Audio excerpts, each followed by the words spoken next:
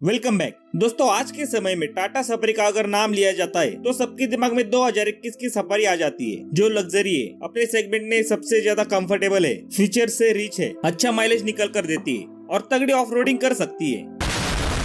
ऐसा बिल्कुल नहीं है, मैं मजाक कर रहा हूँ। लेकिन दोस्तों 20 साल पहले टाटा सफारी का नाम सुन के सबको तगड़ी ऑफ रोडिंग, तगड़ी रोड प्रेजेंस और तगड़ी बिल्ड क्वालिटी और रगेड एसयूवी दिमाग में आ जाती थी। लेकिन ऐसा क्या हुआ जो इस गाड़ी को टाटा वालों ने डिसकंटिन्यू कर दिया? शुरू से बात करेंगे तो सबसे पहले चैनल को सब्सक्राइब कर दीजिए।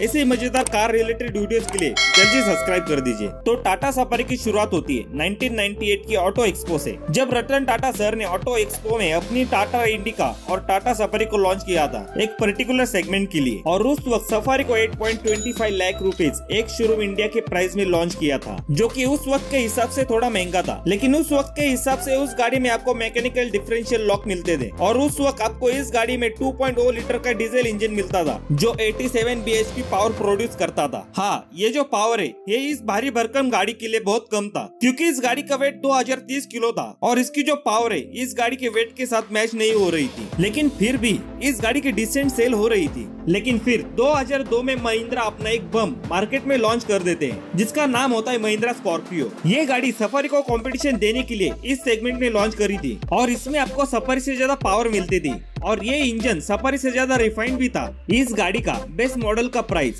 5.5 लाख रुपीज एक शोरूम इंडिया था। अगर सफारी देखे तो वो इस गाड़ी से 40 to 50% महंगी थी और लोग सफारी को छोड़कर स्कॉर्पियो की तरफ जाने लगे, क्योंकि सफारी से बेहतर off roading capabilities, powerful engine, इसके इंजन की रिफाइनमेंट और सबसे जरूरी ये सफारी से सस्ती भी मिलती थी। तो व्हाई नॉट? जब टाटा सफारी लॉन्च हो गई थी उस वक्त महिंद्रा वालों ने इस गाड़ी के डेवलपमेंट में शुरुआत कर दी थी और अपनी 5 साल की मेहनत के बाद आखिरकार महिंद्रा वालों ने अपना बॉम्ब मार्केट में फोड़ दिया, जिसका नाम था महिंद्रा स्कॉर्पियो। इतना सब होने के बाद भी टाटा ने अपनी सफारी में कोई भी चेंजेस नहीं करे, ना तो एक्सटीरियर में और ना ही इंटीरियर में। लेकिन 2003 में सफारी का एक स्पेशल एडिशन लॉन्च किया, जिसमें इस गाड़ी के सिर्फ 600 यूनिट बनेंगे और उस वक्त आपको इस गाड़ी में एक फ्रिज मिलता था। आज तो हम बस कूल ग्लोबॉस से ही खुश है और उसी से काम चला रहे, लेकिन आपको उस गाड़ी में अलग से फ्रिज मिलता था। सोचो कितनी बड़ी बात है। और आपको उस गाड़ी में पीछे की सीट्स पर एलसीडी स्क्रीन मिलती थी, आपको 130 डिग्री का कैमरा मिलता था, आपको 10 कैसेट का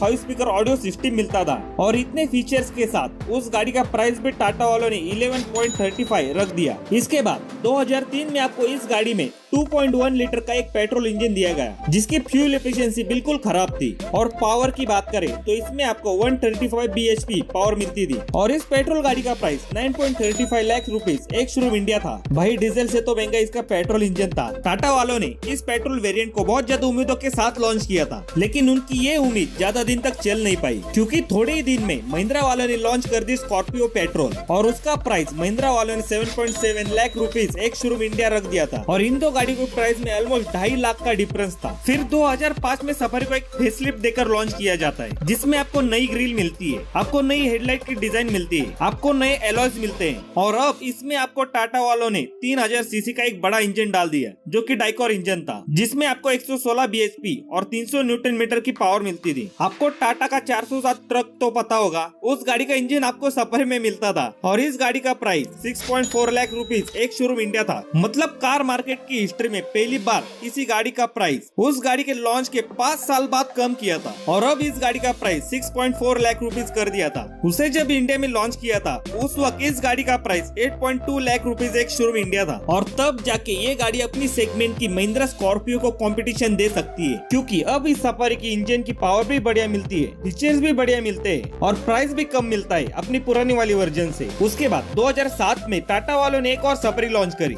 जिसका नाम टाटा सफारी डाइकोर रखा, जिसमें आपको 2.2 लीटर का एक डाइकोर इंजन मिलता था, जो कि 140 bhp पावर प्रोड्यूस करता था। आपको इस गाड़ी में थोड़े और ज्यादा फीचर्स मिलते थे, इंटीरियर पूरा नया मिलता है और सबसे जरूरी चीज, अब इसमें आपको 2 एयरबैग्स मिलते हैं। मतलब एक तो टाटा का लोहा और ऊपर से एयरबैग्स, एकदम सोने पे सुहागा वाली बात थी। लेकिन इतने सारे फीचर्स और पावरफुल इंजन देने के बाद भी लोग सफारी की तरफ जाना नहीं चाहते थे, क्योंकि उसी सेगमेंट की स्कॉर्पियो लोगों को पसंद आ रही थी, वो भी कम प्राइस में मिल रही थी। तो लोगों ने भी सोचा सफारी से बढ़िया स्कॉर्पियो को कंसिडर किया जाए। और इंडिया के मार्केट के साथ यूरोपियन मार्केट में भी इस गाड़ी की इमेज जो थी वो खराब हो गई, और इस वजह से इस गाड़ी की भी सेल कम होने लगी इंडिया और यूरोपियन मार्केट में। लेकिन टाटा वालों ने हार नहीं मानी, क्योंकि 2012 में टाटा वालों ने इस गाड़ी को टोटली अपडेट किया एक फ्रेश लुक के साथ। अब इसमें आपको new grill, new headlight, new engine मिलता है और न्यू एलॉय का डिजाइन मिलता है। और इसमें अब आपको 400 न्यूटन मीटर का टॉर्क मिलता है और इंजन की रिफाइनमेंट भी आपको पिछले वाले सफारी से बढ़िया मिलती है।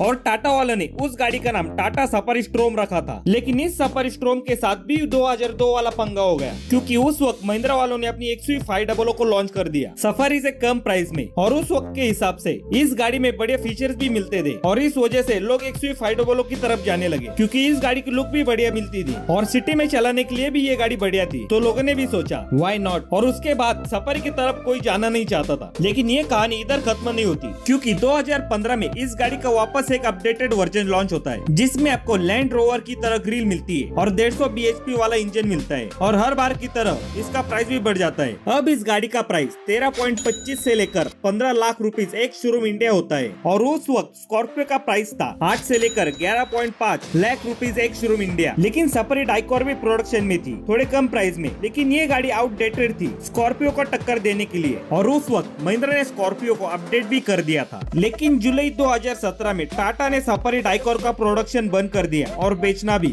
और 2018 में इंडियन मिलिट्री ने सफारी का एक बड़ा ऑर्डर टाटा को दिया, जो सिर्फ इंडियन मिलिट्री के लिए बनाई जाएगी, और उसका कोड नेम GS800 होता है। और उस गाड़ी में आपको 265 bhp और 800 न्यूटन मीटर की पावर मिलती है। और इस गाड़ी में बुलेट प्रूफ एलिमेंट भी मिलते हैं। इसका कलर भी सबसे अलग मैट ग्रीन मिलता है। और 2018 में इस गाड़ी की सेल्स में 42% की इंक्रीमेंट मिली है 2017 से कंपेयर करें तो, जिसमें इस गाड़ी की 6138 यूनिट सेल हुई थी। और 2018 के आखिर तक गवर्नमेंट ने BS6 नॉर्म्स को कंफर्म कर दिया कि मार्च 2020 में सभी गाड़ियों में BS6 कंपलसरी होगा। ऑलरेडी जिस गाड़ी की सेल्स इतनी कम हो, उस गाड़ी को BS6 में अपग्रेड करना कोई सेंस नहीं बनता। और 2019 में टाटा ने अपनी हैरियर भी लॉन्च करी थी, जो कि एक मोनोकॉक चैसिस पर बेस्ड थी। और अभी के टाइम के हिसाब के सारी चीजें आपको इस गाड़ी में मिलती थे। तो ऑफिशियली टाटा ने नवंबर 2019 में इस गाड़ी को टोटली डिसकंटिन्यू कर दिया, क्योंकि BS6 में अपग्रेड करना इस गाड़ी को कोई सेंस नहीं था। और महिंद्रा भी एक वजह बोल सकती है इसके डिसकंटिन्यू होने का। और 2021 में हैरियर का एक बड़ा वाला वर्जन लॉन्च होता है, जिसका नाम टाटा सफारी था। और उस गाड़ी से लोगों को जो उम्मीदें थी, उस उम्मीद को टाटा कंपनी ने तोड़ दिया। लोग गुस्से में थे